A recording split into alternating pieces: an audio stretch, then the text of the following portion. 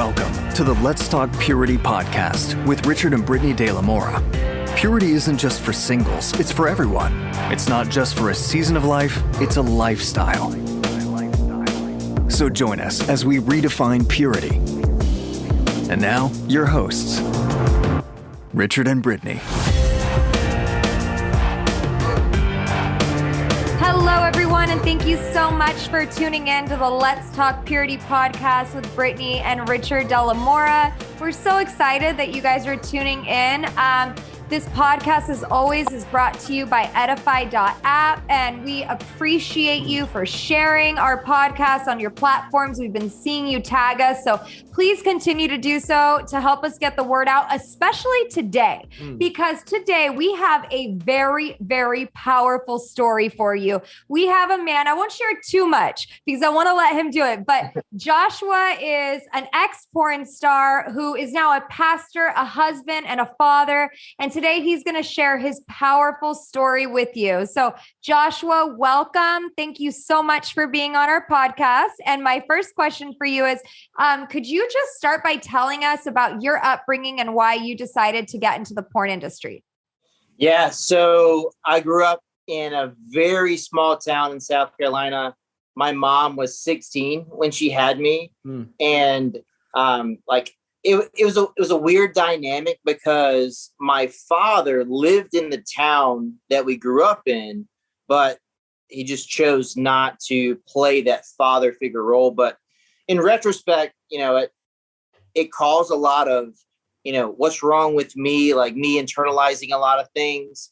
But, just thinking back, he was 16. So, just a really tough situation to be in, but just really small town. So it made it awkward because literally I would see him in the grocery store and there was this guy that was my father that I didn't have a relationship with. So it was confusing, but man, my mom is amazing. And she always went the extra mile.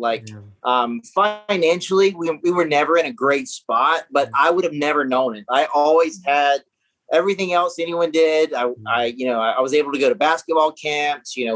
I went to Disney World, one time when I was a kid. I did all these things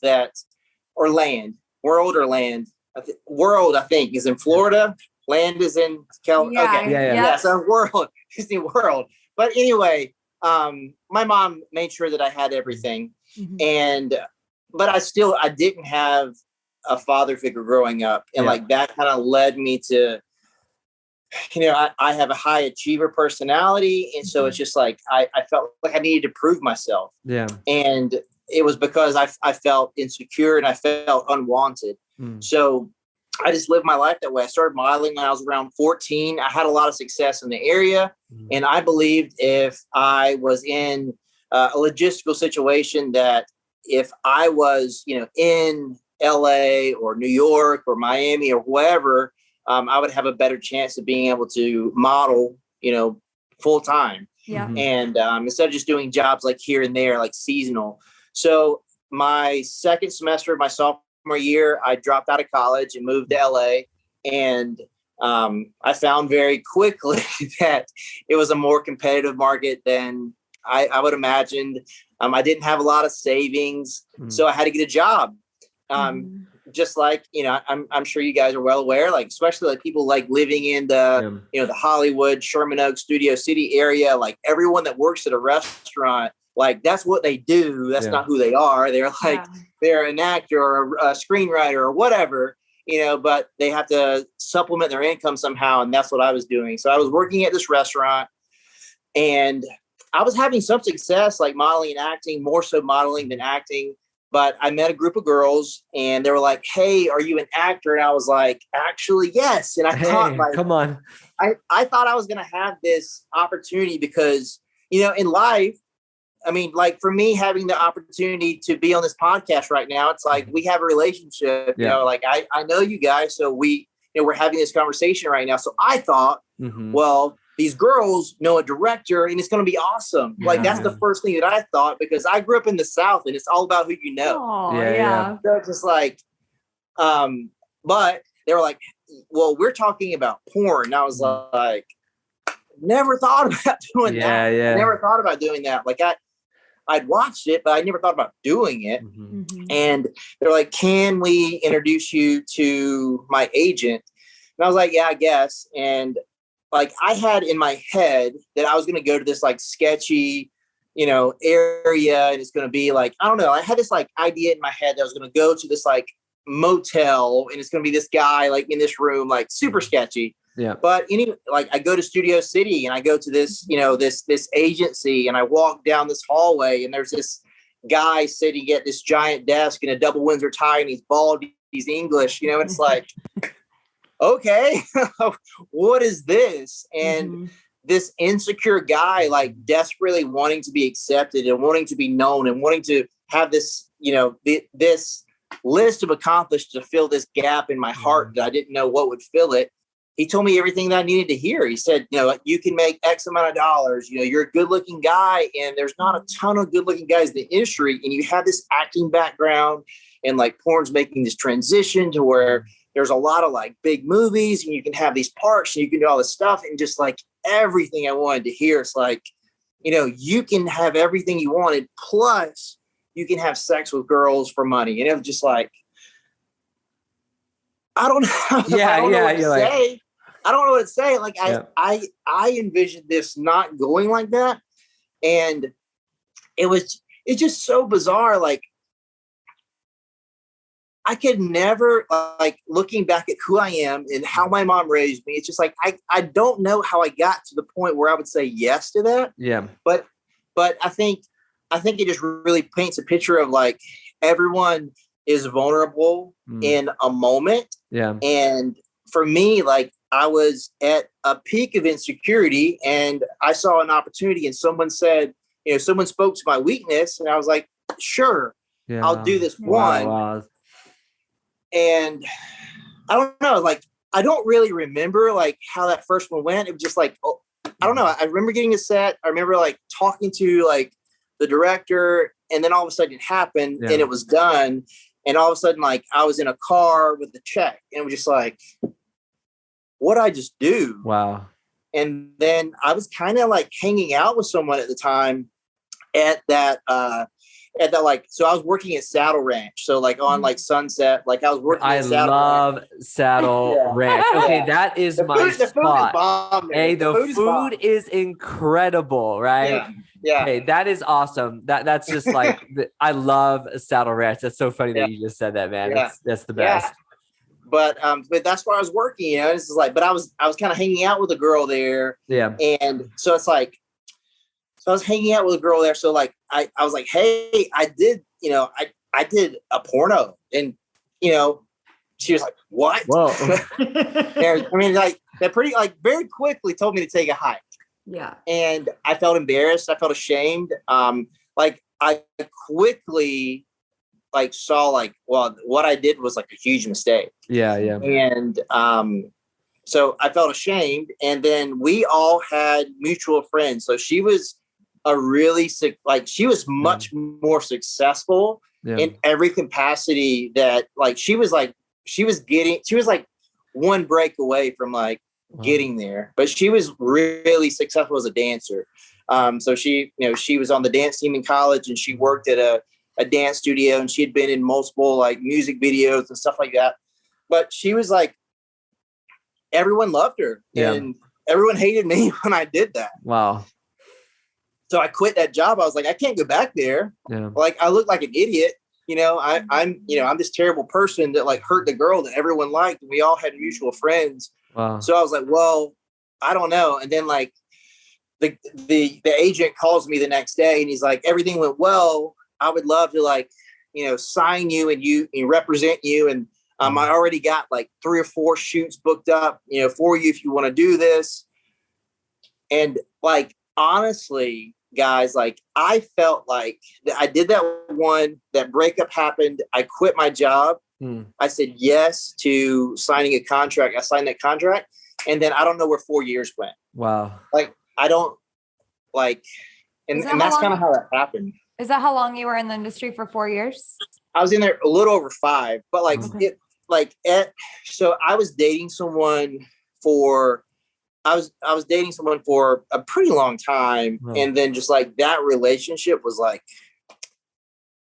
what really, like, I was already like dreading every single day when I would go to set. But then like, I grew up the son of a single mom that was young, and my mom is gorgeous. So like guys are hitting on her all the time. So I'm always like, get away from my mom, So like already like had this like spirit of like jealousy. Yeah. So like trying to navigate through being in a monogamous relationship, dating someone who is, doing very well in the porn industry, and now like exploring all these other things, and for me, like wanting to talk about it, like I want to bring this home and talk about it. And like I said no at first, but then like she like really wanted to do it, and like that was one of the most hurtful experiences that I can remember. Wow. Like all of it was hurtful, but like saying, yeah, let's talk about this, and almost like, I don't know, it just led into this like self-deprecating like behavior where I don't know, it was like almost like I was a masochist in some ways. Like I was okay with this being hurt. I was okay with being humiliated, even though I wasn't verbalizing that's how I was feeling. Yeah. And I just like, and once I let that come into that relationship, it like my mental and emotional health was bad. And that went on for a year. Jeez. And I don't know how I hung in there that long. Yeah. But yeah, so you I didn't really was have in a the choice. industry. It's Right. almost like you feel like you don't have a choice. You feel stuck because you've made your bed and now you have to lie in it. And all the lies that you believe when you're in the industry, how am I ever going to get a regular job? Who's ever going to love me? And all of that. Yeah. And what was crazy about that, in like that year, I won Performer of the Year. Like it didn't make any sense. Like I think it just really paints a picture of like how someone will see someone. It's like, oh, they must love it. Yeah. It's like you're playing a character. And for me, like I had to like put on a facade because I was hurting so bad. Like I literally wanted to die. Yeah. So it's just like, yeah, you're gonna see me like happy and joking around and like doing whatever because I'm doing everything I can to mask how bad I'm hurting. Exactly. I like what you're saying right now, because so many times, people think, like, I get asked this question a lot and I can't speak to it because I'm not a man, but a lot of people ask me like, well, what about the men in the industry? Like you speak on behalf of the women and the brokenness of the women, but what about the men in the industry? They must enjoy what they do, right? Because they're living, quote unquote, like that's the American dream. Like every man's dream. They get to be with whoever they Real want, life. and they get paid for it. So like speak to that. Like what was it like for you? And also, did you speak to any other performers that were in the industry that maybe admitted to brokenness as well? Like it's not really the American dream, right? Yeah, I mean, not at all. I mean, I think like that's like when you enter like talking about stuff like Caberjack, like you're like there's people that I knew who were using Caberjack, not like, so Caberjack is something that paraplegic people will use so they can be intimate with their significant other. Is that the shot? Is that what that's called? That's the shot. Okay. Right. So it's a shot. And you inject it into yourself so you can have an erection. Yeah. Right? So like literally people who have no feeling from the waist down use this and it will work. So like it will work for anyone. So what it would do, it would take the mental aspect out of it. And, and there's an amount of pressure as a male performer, especially because, towards the end of my career, like I was asking $1,000 a scene. So like for some guys would be like 300, 400, whatever. But it's like a director is paying the girl, the director is paying, maybe like the set, the boom guys, like the location, the, whatever else. The director's paying for everything, or someone is. And the only person that's not getting paid if the job doesn't get done is the guy. Yeah. So that's a lot of pressure. Yeah. So then you have this relationship with these directors where it's somewhat friendly, but it's more like a coach that's like, I'm depending on you. And if you don't deliver, our relationship's over. Wow. Mm-hmm. So that will, I mean, that's why a lot of people, like more people than you would think, like were taking, like, if not Caberjack, like something to that, Viagra or anything. Yeah. Mm-hmm. Yeah. Just something. And it's like this idea that it's this intimate moment. Yeah. It's like, I mean, a lot of this for me, I think like is really like God really like 2 Corinthians like 5:17 for me is like literally brainwashed me, because like I cannot remember one like aspect of one scene, and I had nightmares up until that moment. Wow. So for me, I can't like I literally will like not like try to think about it, but it's like someone will say something, it's like I don't remember. It's a blur. Yeah. It's a blur, right? And it was just like I was going through so much that it's just like who you're working with. It's like sure, like there's people that had no list, this and that, and things you wouldn't do. But to be completely honest, like whoever it was completely irrelevant for me. That's why like I think a lot of people get really upset with me, because it's like, you know, at the very end of my career, like I didn't want to do porn, but I looked at myself and I was like, well, I'm a prostitute. That's all I can do. There's no one that's going to hire me. I'm used up, so I'm useless. There's nothing that I can do with myself. I feel so ashamed about myself. I don't even answer the phone when my mom calls, because there's no way that she can love her son that does this. Like, that's how I saw myself. So when people are like, wow, you did gay porn, it's like, it didn't matter to me. Yeah. Like I was working 20, 25 times a month. Like that was 20, 25 times that like I went home and sat in the shower and just prayed to the God that I didn't know that I would just stop breathing. So it's like, if I can make the same amount of money to do that 3 times a month, I don't care if it's a guy. I don't care if it's like whatever. I could care less because the act was completely irrelevant to me. And so that's how I saw myself. There's a significant pay increase when you do gay porn, right? Is that so you could do less scenes, but still make the same amount of money? Yeah. I mean, like for me, like I had a very high rate and I was doing between 200 and 225 scenes, you know, a year. Wow. And then for 30 scenes, I got paid the same amount for that for 6 months. Well, what I would have made for a year. Yeah. So in your reasoning, it makes sense because you're like, I don't even like my job. I hate what I'm doing. So I might as well just go perform less, but then still make the same amount of money. Like that's where your reasoning was at that time of your life, right? And I mean, it's like, and I think like for like, I have people who identify as homosexual that I love dearly. Mm-hmm.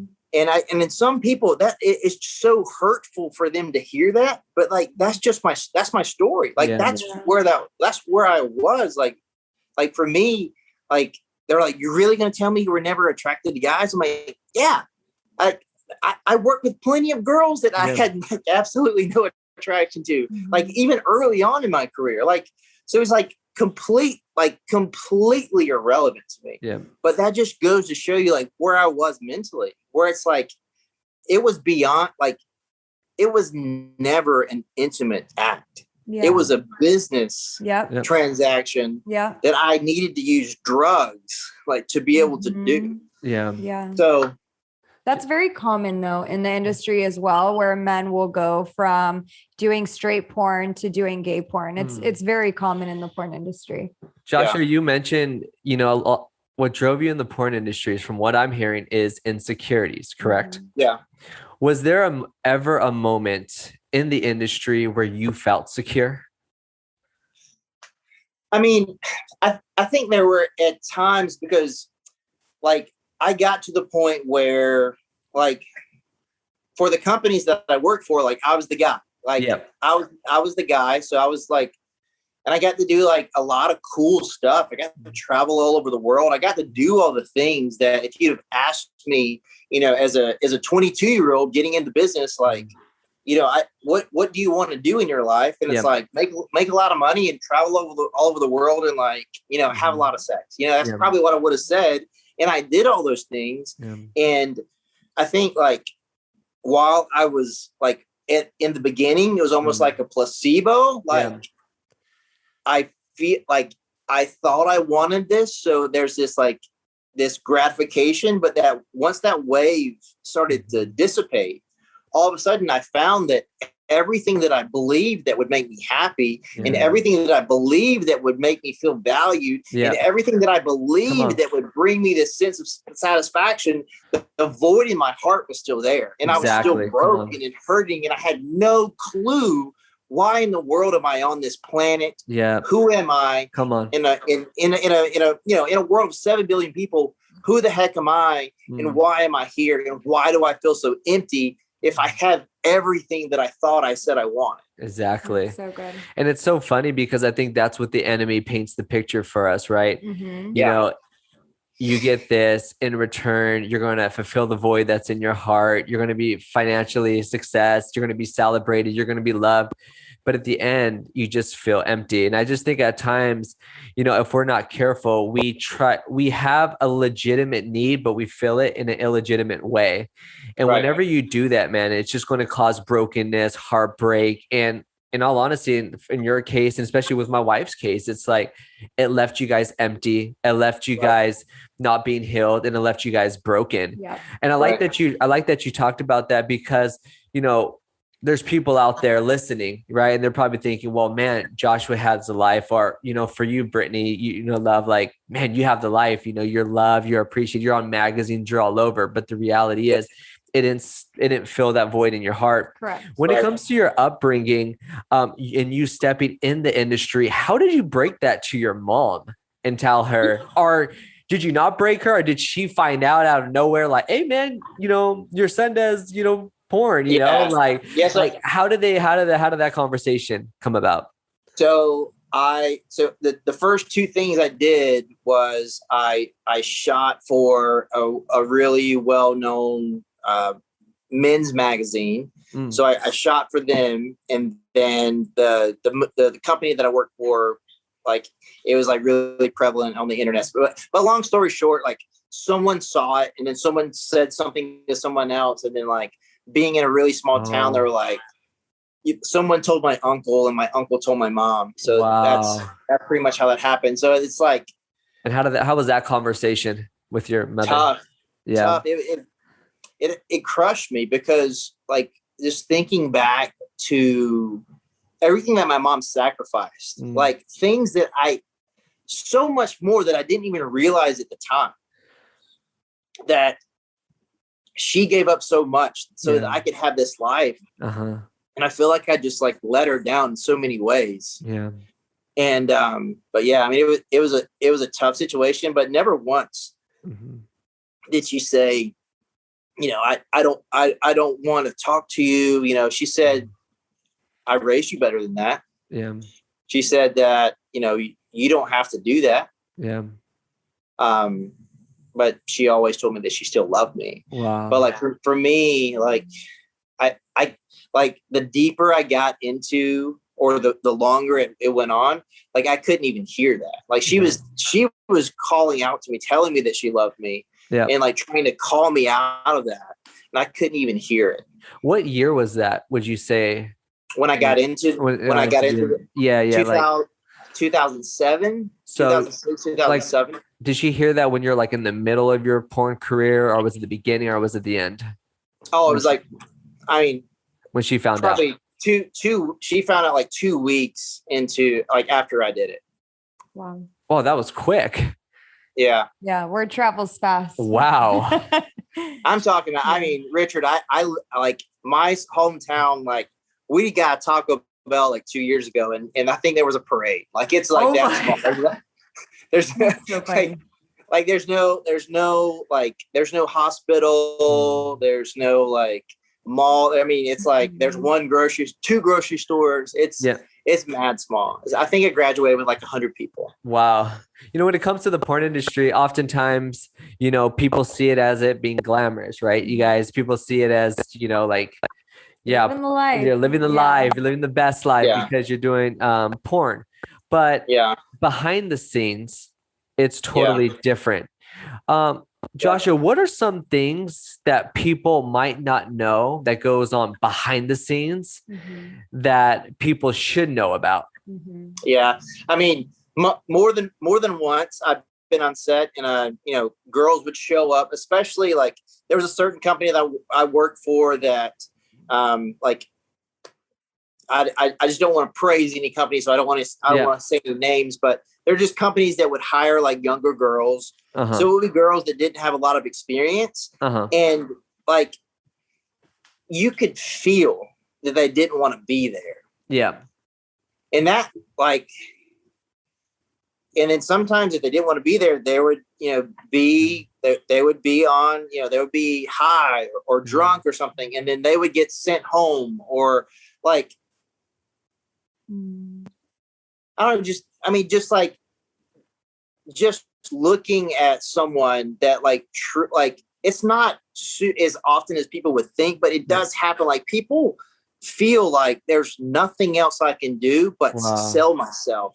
And I think the biggest lie that people would ever believe that prostitution and that there is no line between just because it's on camera, like, more so, it blurs the line in that person's heart and mind. And all of a sudden, like that's why, like, when you consume porn, like, of course, like, you're gonna make decisions in your relationship. Like, well, sure, it's okay to send this text or this DM or do this or do that, because all of a sudden, if I'm okay with consuming this content, it's telling my heart and telling my mind and telling my emotion that this is okay. So I've already blurred this line. So all of a sudden, like, I have confused my reality. Yeah. And if all of a sudden that becomes my truth, I'm going to live if that is true. Yeah. So if that's okay to me, then I'm going to do other things that's okay to me. Yeah. And it's just a really, like, and that's how I was living my life. Where it's like,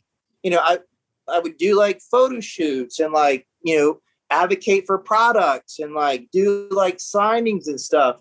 And I felt dirty, but for some reason I felt okay doing that. I would say yes when like no part of me wanted to do it. Yeah. And just seeing like girl after girl after girl after girl, just like not wanting to be there or showing up and being hammered and getting sent home, or, a lot of times like contract girls that like, it's like they're supposed to work this day but they're just like absolutely like hammered or whatever. And it's just sad. And then just like directors like manipulating girls where it's like, if you make, do you want to make a few extra dollars? It's like, okay, we're going to do this POV scene. And it's like, they're not even going to use it. Point of view for people who don't know the porn terminology. Yeah, so I mean, this director is going to say, "Hey, let's go like do a quickie in the back," and I'm gonna have this handheld camera, this footage that I'm not going to use. Yeah, but it's just like it's just their way of hiring a prostitute, pretty much. But and also like and then like then people who don't know better, it's like they think, well, I got to do this, because they're not going to hire me again. Or it's like, well, this is who I am, so I might as well. And like, unfortunately, like, I feel like that's worse. Yeah, and that's where I was. Well, this is who I am, so I might as well.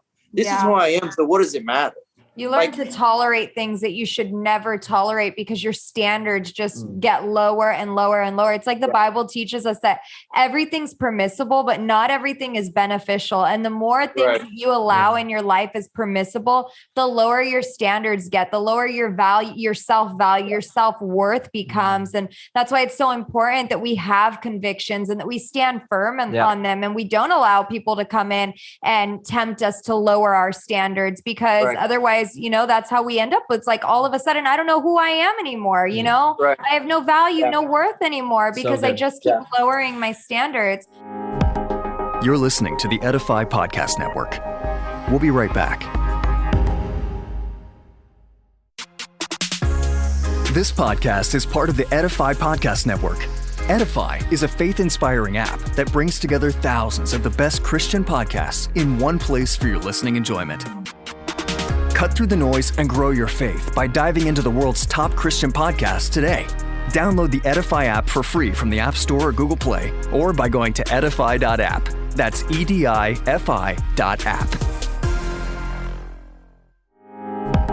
This is the Edify Podcast Network. Welcome back.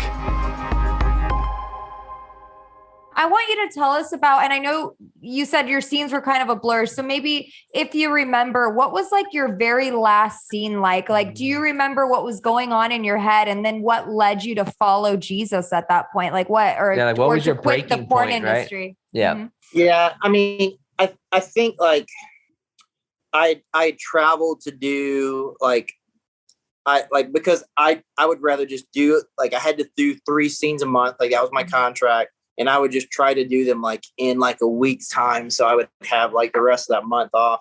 And I traveled and I did the scenes. I don't really recall them, but I remember doing them and just like, again, like taking, like after I would take a shower and just like no amount of like soap would like wash like the lube off of me, and just feeling disgusting. Yeah. And like I remember so clearly that the last scene that I did, I'm laying in bed and I'm thinking like I want to die. Wow. I don't have the guts to kill myself, but like how would I do it? And this is a conversation that I'm having in my head. It's just like I just don't want to live anymore. I don't want, like, there's no future. Yeah. There's no one that's going to marry me. There's no employer that's going to hire me. Yeah. What am I going to put on my resume? Like, who am I? Like, I'm absolutely useless, but gosh, I would rather die than continue living the life that I'm living. Come on. And then the next day I had that check, and then I was going to deposit the check into the ATM, but the ATM was broken because I would always put it in the ATM because I was embarrassed because of what was the memo would have on the check. You know, what was the memo? What would your memo say? I mean, I don't know.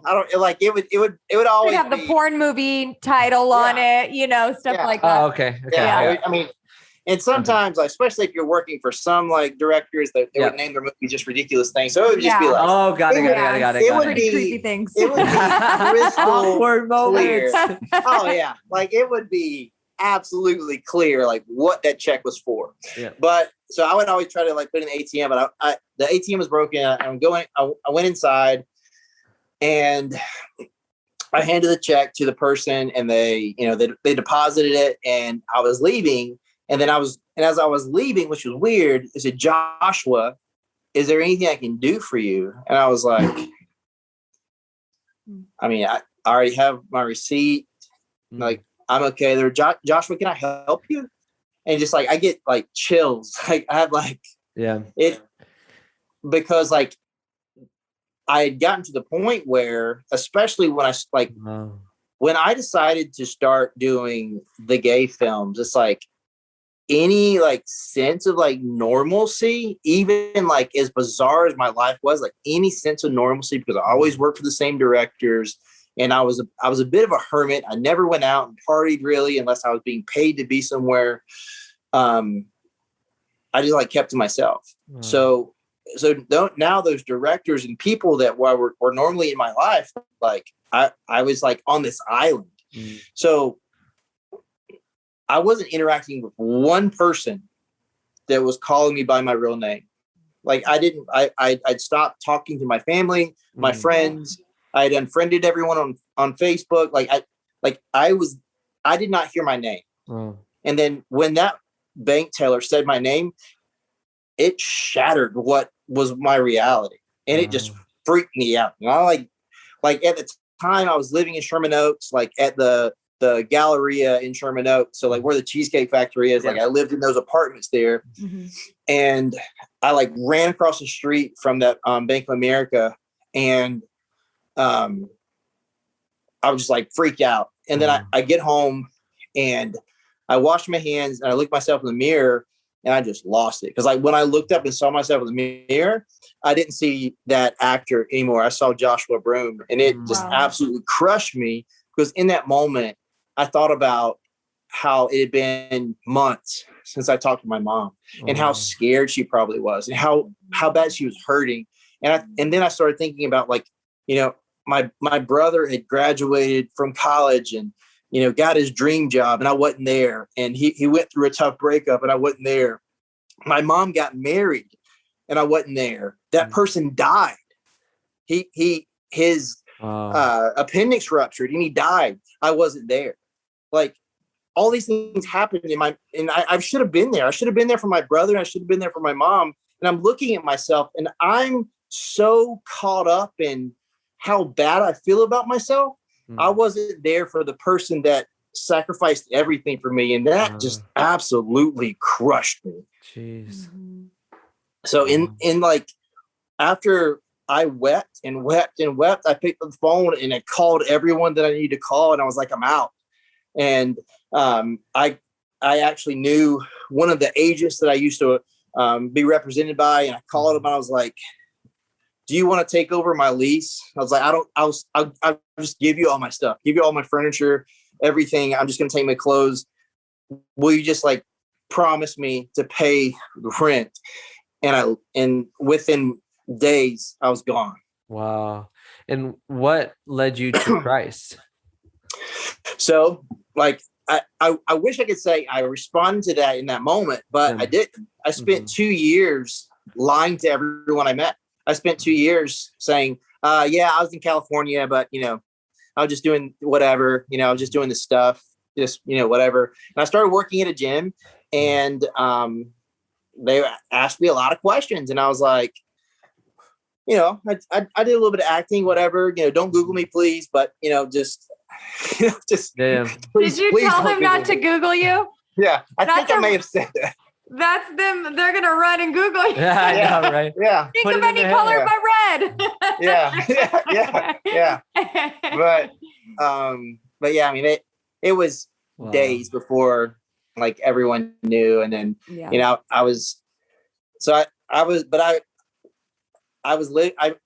moved to this place. So I went home, I ran on my mom for a few weeks. And then I ended up getting a job at a gym and that happened. But still, I spent 2 years just lying. Yeah. And I was lying about things that I didn't even need to lie about. Like it was beyond like me lying about, like, I was lying about like my relationship with my dad. Like I didn't want, like, it was ridiculous. Just like I was so, I don't know. It's hard to explain. It's like, I felt so ashamed about who I was and what I did, that like, I just wanted to just pretend that I was someone else. Yeah. So I just tried to sweep it under the rug. But like the things that didn't go away was my mom's work ethic and how she taught me to love people and care for people. And it's just like, I have a huge servant heart. So it's like, I love fitness and I'm working in this gym and I want to, it's like, this is what I want to do. This is what I want to do. So I'm going to work my way up. And then it didn't take me very long. I worked my way up to management. And then I had an opportunity to take over as a general manager at a gym. And then that was going great and everything was going great. But still, it's like, I literally had these like night terrors because I was like dreaming about who I was. And it was like every new person I met, I was like, do I tell them? They're going to find out. I was just so sick of just lying and then being found out, lying and being found out. And I was trying to date people and then they would find out. Just like, it just this ongoing cycle. And then this like smoking hot girl comes in this gym and I tried to like put her gym equipment away, like after the workout. And she's like, I can put my own things away. I was like, whoa, sorry. I think I love you. I was like, but I was like, can we like hang out? Can we go on a date? She's like, well, we can go for a run. I was like, okay, we'll go for a run. And that run turned into a walk. But on the way there, I just had this like gut, like, I don't know. It was like nervousness because like, I don't want her to find out the stuff about me, but like, gosh, she's just so gorgeous and so perfect. I was like, I can't hurt this girl because I had hurt so many people because of lying and doing all this stuff. I'm just like, I can't hurt this person. I won't. So I was like, look, before we hang out, I gotta tell you something. I did a little bit of porn. She's like, what? What'd you say? I was like, okay, I've done a lot of porn. And then like, it was almost like you were trying to like crack open a soda and then it just like erupts. That's what happened. It was like, did you do this on your first walk or was this? Yeah. It was. Whoa. You just like threw it out there. Boom. But it was like, I've been suppressing this for so long. I mean, it was a therapy session, you know. Yeah, it was like I told her stuff she did not want to hear. Yeah. But it's like at the end of it, she looked me in the face, and after telling her like this like obscene thing, like spending a good 5 minutes, like this is how bad I am. You need to know how bad I am. Her first question was, "Do you know who God is?" Oy, and I was like, "Come on, somebody." I was like, yeah, you know, like I believe that God created everything and like created me. Like, yeah. It's like, well, do you have a relationship with him? I was like, what do you mean? What do you mean by that? She's like, well, do you have a relationship with God? Like, do you have a relationship with him? And I was like, I don't know the answer to that. And it was so loving and so like, she's like, well, like the person I see in front of me, you know, you're a really good coach. You care about people. You seem like really polite and kind. So it's like, if that's something that you did, that's not who you are. Hey, come on. That's a word. That's so beautiful. That's a word right there. And I was like, oh, okay. Yeah. And then we collectively decided to go to church together. Wow. I was like, you know, she like, it was like the most perfect, like for me, I always think of Colossians 4:6, like let your speech be gracious and seasoned with salt so you might know how to answer each person. So it's like, man, she approached me with such grace and elevated me at a time where I thought like I deserved to be, you know, on the ground. Mm-hmm. And she created this like healthy skepticism. It's like a relationship. Wow. I was like, me? A relationship? Like I'm like really broken and really dirty and really terrible. I don't know. And then we go to church and man, and the pastor was bringing the heat and he was telling the story about Mephibosheth. And it is like being dropped. Yeah, he was dropped. And then all of a sudden this guard walks up to him and, you know, he is like, okay, you know, I've been hiding. You know, when someone else becomes king, you know, I was in the prior family. Someone's going to, you know, I'm going to be killed. I deserve death. And he didn't get death. The guard extended his hand and brought him to David's table and set him at the table, and not for a day, not for a week, but forever. And all of a sudden I heard the gospel and I was like, Jesus does love me that much. Jesus did die for me. This is available for me. Like Jesus didn't like die to make bad people good. He came to make me alive. I was dead and now I'm alive. So it's just like in that moment, like an absolute mess, just like crying, like probably like I don't know. I was a mess. But just let's let go of this shame and this weight, and not just from the porn, from my whole life. From this weight that I'm not enough. And it's like, you know, I don't have this father. I wanted this father so bad. I just wanted this father to love me. It's like, you do. You do have a father that loves you. I love you so much. I love you so much that I was willing to sacrifice my son so that we could be together forever. I was like, wow. Yeah. That's so beautiful. And who is the girl? And the girl that is my wife. Is your wife. Yeah. Is your wife. Yeah. So Come good. on. And her name is Hope. And she gave you hope. Let's go. And ironically, the church was called Hope. Wow. That's beautiful. That is so awesome. Yeah. How long have you and Hope been married? July will be 5 years. Come on. That is amazing. 5, the number of grace. Let's go. Yeah. Question. For me, when I started dating this wonderful, beautiful woman of God, you know, there was times where her and I talked about her past, and I would talk about her past just in case somebody tried to throw her past against me. And I had people throwing photos, videos at me of her past, and et cetera, et cetera. My question for you is, did that ever happen to Hope? Oh, so it happened on the worst of times. So the day that so just to kind of set the stage. So we start dating, like within 6 months, we're engaged. I immediately get plugged into the church. There's this just really God ordained something really cool. So this guy Andrew had moved from Texas to plant a church, to plant another campus, and he and his family were there, but the campus wasn't ready to launch yet. So he had a lot of free time, and I went to the executive pastor's office. I was like, hey, this is my story. I really just want to I'm passionate about life. It's like, the way I grew up, it's like, if I love something and I have access to something incredible, it only makes sense for me to offer it and extend it and want to give it to someone else. So that's just who I am. Yeah. So I was like, how do I do this? Will you help me? Mm-hmm. And he introduced me to Andrew, and Andrew taught me how to read the Bible. It taught me how to teach people how to read the Bible.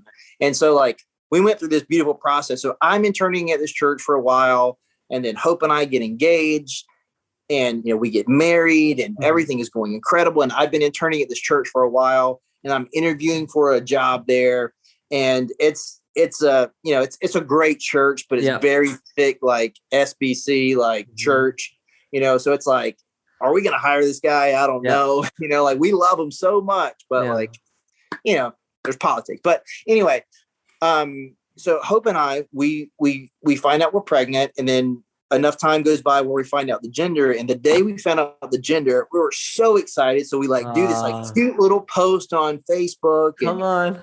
We posted it's a boy, so excited. And then within minutes of me posting that, my phone's just going crazy. Wow. And someone had created a fake profile of me with my picture and took the time to send video and pictures to every single person that I was friends with on Facebook, which was over 4,000 people over that entire day. No way. Including my wife, my wife's sister, my wife's parents, my mom, my brother, my entire family, everyone at that church, the gym that I was running, on the gym's page, everywhere. Terrible. Yeah. So that was how did Hope do with that moment? She, I don't know. I feel like she's not. Was that her first time ever getting that? Yeah. That was the first time that my past had directly impacted her. Yeah. And I think in that moment, she has a heart of gold, and she's so athletic, and she's gorgeous, and she's a great teacher, and she's all those things. But man, she is more resilient than any person I've ever met in my life. Awesome. I love and that. She and her faith allowed her in that moment. Yeah. That hurt bad. Yeah. Because that hurt, because it was a beautiful moment for us. Yeah. But in that moment, she looked at it and she said, not today, Satan. Woo, let's go. Not today, because that is not who you are. You will not steal that moment from me. And I think in life, it's every single day, every single time something happens to us, we have the option. We can either react or respond. We can allow our circumstance to cause us to react, or we can respond based on the foundation of who Jesus is. That's so good. So it's yes, it sucked. Yes, it was hard. Yes, it pissed me off. I was angry. Yeah. But she responded with grace. That is so amazing. Yeah. And it's I was terrified. I was what's going to happen? Yeah. But on another note, that's beautiful, by the way. Hope, you're amazing. Yes. We got to get Hope on the podcast too. I know. I told him. You have an amazing wife. I love her. I would love to talk to her, man. She just sounds like an incredible woman. Sounds so powerful. So amazing. Joshua, when it comes to pornography, oftentimes people think what's the big deal with porn? There's nothing wrong with it. I'm not hurting Right. anybody. I'm not affecting anybody. It's privately to myself, you know. For the married man or the married woman, they might say, well, I watch porn so I don't cheat on my husband or cheat on my wife, you know. What's wrong with pornography? Mm-hmm. What would you say to someone like that who has that perspective and point of view? Yeah, I mean, I think that like on two separate lenses, like, let's say that you're not a Christian. Well, there's still exponential data out there that is very clear that it has a dramatic impact on you mentally and emotionally. Yeah. And it's like when you start to look at a person like an object, you naturally are going to objectify them. And if you can look at a person on a screen and treat them like an object, what is that going to do with you, how you treat your wife, how you treat your children, how you respond at work? Because your behavior, it's not, I mean, it's like what you do in private is who you are. Come on. And it's just true. It's like, we don't want to say that because that's, that's taboo and that's going to hurt feelings. But what we do in private, it's true. Yeah. So if I'm willing to say that that's okay, then I'm creating this false sense of reality. So something else like the probability, there's a huge correlation with people who struggle financially and have financial debt and cheat on their taxes and do things they shouldn't do because you've blurred the line of reality. Because you seeing a person on a screen and saying it's okay for me to objectify you and then to lie to myself and say, well, it's not a big deal. Yeah, exactly. It is. Yeah, it is a big deal because you're taking something that's supposed to be beautiful and loving and you're turning into something else. It's like love gives and lust takes, and what it's taking from you is your perspective of reality. God, that's so good. Also, Joshua, not only you're a powerful man of God, you're well versed. I love that about you, but obviously you go to church and often we read the statistic in church. It says that 50% of pastors watch pornography. 7 out of 10 men in the congregation watch porn. 3 out of 10 are women. What do you think we can do as a church in whole to be able to help this issue of pornography? Yeah. Because the statistics keep getting higher. Right. And it almost seems as if this is this taboo, elephant in the room that's there, but no one wants to address. What do you think we can do better in tackling this subject of pornography? Yeah, I think that the lie that people are believing is that people in general, men and women, are over-sexualized. And that's not true. Yeah. We're actually really terrible at dealing with problems. And what happens is we have pain and we mask it. Yeah, and what we mask it with is porn. And what we're saying is I don't want to feel this right now. So I'm going to take this placebo and I'm going to put this mask over my pain. But all of a sudden, if I wear this mask for so long, then that's just who I am. And I see myself as that person and everyone else sees me as this person. So now I have this weight that I'm carrying around. It's like, I have to play this role. I have to make sure I get enough likes on Instagram. If you're not liking me, then I must not have any value. Then I feel bad about it. And then I feel, it all goes back to the garden, in Genesis, in Genesis, they were walking, they were naked, there was no shame. And all of a sudden there was sin. And all of a sudden then they were hiding and they were guilty and they were ashamed and and they were covering up. And it's like, that's who we are. It's like, we are ashamed. We feel guilty. We want to cover up. We don't want to deal with it. So we want to cover it up. And I think that's the issue. The issue is people don't like to talk about their problems because God forbid me have a problem. Yeah. Yeah. Richard, I can't tell you that I get angry at my kids because I'm supposed to be the perfect parent. I'm a Christian. Yeah. I can't get angry. I can't get mad at traffic. I can't do this thing because I'm supposed to be perfect. Yeah, it's so true. I have this this filter over, on myself that's I'm supposed to be this person. Yeah. And when I don't live up to my own standards, I'm just going to feel like, well, I must not be good enough. And I'm just going to medicate. And I think to answer your question is, how do you defeat pornography as a person? You need to have relationships with people where you can have honest, open, transparent conversations. It's Absolutely. Like, I'm hurting. Mm-hmm. I'm struggling in this capacity.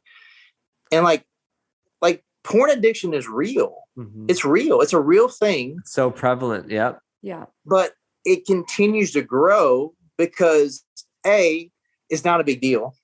It's not a big deal. Yeah. It's not a big deal. People believe that lie.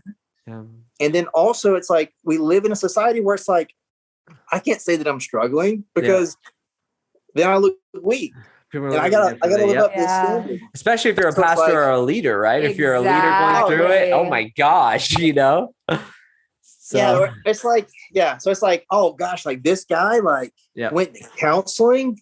Oh, he's not all there. Yeah. And it's for me, it's like, even within the church where it's like, well, we want you to have experience. Oh, but you went through that. You might not be able to deal with this. Yeah, we don't want to put you through that. Yeah. We want to protect you. Where it's like, man, we're all broken. Yeah, no, absolutely. Like my brokenness is tangible and you can find it, but that doesn't make me any different than you. Come on. That's such a good word. And I know I had leaders like when I first started sharing my testimony and stuff, they were like, you shouldn't do that. Whatever their fears were that I was suddenly going to leave the church or tempt people or whatever it may be. Right. Yeah. But it's like, no, like my story, our story, your story, everybody's story, right? Yeah. Whatever you've been through in life, it brings glory to God. So don't stop sharing your story because not only do you bring glory to God, but you set people free from whatever they might be facing, whatever shame or defeat they may be facing. So just don't stop sharing your story. We have a question that we ask all of our guests. And the question is, how do you guard your heart? Yeah. I mean, for me, it's like, I have an accountability partner that, weekly we'll have it seems systematic, but for me, it's like that works. It's like, how are you doing professionally? How are you doing relationally? And like, how are you doing spiritually? And it's just this space where, we call it a hot conversation, right? So honest, open and transparent. And it's like, in that situation, we're like, he's going to like check me on my BS. Yeah. So it's like, how are you doing? I'm like, I'm good. It's like, come on. Yeah. It's like, because me, if I'm not running my mouth a mile a minute, like Hope will tell you in a heartbeat. It's like, if I'm quiet, something's wrong, So it's like, I mean, just having people in your life that you can trust. It's like in that, and it's just like, setting appropriate boundaries. Like for me, like I've grown in a lot of aspects. Like for me, like I was really, really, really broken. Like for me, like everyone needs honesty. Or it's like, okay, you need, if you want to stop watching porn, or step out of like the mindset of like you are an escort, or you're doing porn, or you're doing OnlyFans. Like, my God, like, please do not believe the lie that OnlyFans and doing porn are different, because they're not. Yeah. But like, how do you step out of that mindset? Like, how do you step out of that mindset? Well, you have to be honest first, not just with people, but yourself. Because if you justify it, you'll go back to it. Oh, that's a good word. That's a word.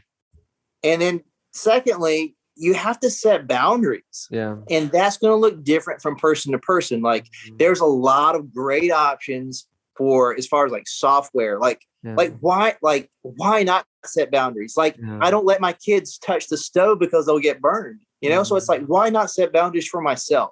Come on. That's so I have preventative software on my phone because I don't want to come across something, because it's so easy to do that. And then also removing triggers. And I think that is something you really need to know yourself. Yeah. Because for me, like, I mean, to be completely transparent, like for me, like I had to be like, I was like so hurting and so broken and like so like messed up mentally, where it's like I had to like make sure that I had to like use a loofah. Like I like refused to touch myself. I couldn't, because that would like set me off. And it's like I had to go through that. I had to like go through like I have to shut my phone off and be away from it like at 9 o'clock or something like that. Like I had to go, like I had to like like an addict, you know, like I was like really, really broken in that way, where it's like I had to just remove myself from any temptation possible. So for some people, it's not going to be that extreme. For some people, you're going to have to take an inventory of what do you watch on TV? Yeah. Who do you follow on social media? Like for me, that's something that like, there's sometimes like I'll follow someone and then they'll post something that's sketchy. And it's like, okay, I'm going to have to bounce. Unfollow. But it's like, Bye. for me, it's like, wow. It's like, is it that big of a deal? It's just that one time where it's like, well, my purity and my wife and my calling is more important than that moment. Hey, let's go.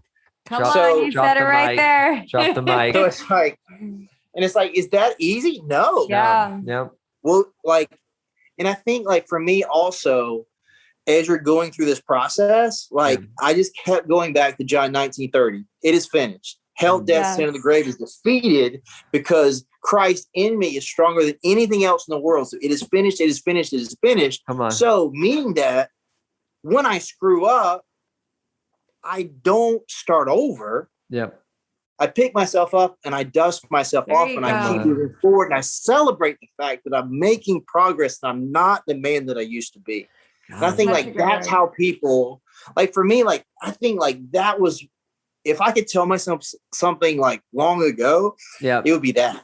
Because it's like I would stumble and I would be like, oh, it's like, you know, a diet where it's like, oh, I ate pancakes for breakfast, so I might as well, you know, eat cheesecake for lunch and you know, whatever. You know, it's like this mindset where it's like I already messed up, so and I think people will quickly have that mindset. Like I talk to a lot of like young guys where it's like, well, you know, I was doing great and then I messed up and then I went on this like 2-week bender. I was like, wow. Yeah. Because like you get in this mindset where it's like, I screwed up, then I just start over. Yeah. Or I have access to sin because I'm just broken now. So I'm just like, it's like you're not who you used to be. Yeah. So like that's his so grace is sufficient. So it's like, man, just get up. It's like, come on. And dust yourself off and keep moving forward. Keep moving forward. I love that. That's such a good word. If you don't have a vision for your life, that is so important that you get a vision. Joshua was saying that like every decision that he has made has been in line with his decision. So he was able to say no to temptations because he had a vision for his life. So if you're watching porn and you want to stop, that's one powerful tool that you can take today. What is your vision? Why do you want to stop watching porn and now make decisions that are aligned with your vision? You guys, we are so grateful that you tuned in today for an incredible, powerful episode of Let's Talk Purity. If you want to follow Joshua Broome on Instagram, it's I am Joshua Broome, right? Yep, that's right. And then do you have a website? I'm working on it. It's in the making. No worries. Follow him on Instagram. I am Joshua Broome. And thanks so much for tuning in to the Let's Talk Purity podcast. We will see you next week. Joshua Broome, we appreciate you, man of God. Thank you for joining us. Absolutely. Love you guys so much. I appreciate you guys. Thanks for checking out Let's Talk Purity with Richard and Brittany De La Mora. Tune in next time for another powerful conversation about purity. And for more faith-inspiring podcasts, download the Edify podcast app from the Apple and Google Play stores and at edify.app. That's edifi.app.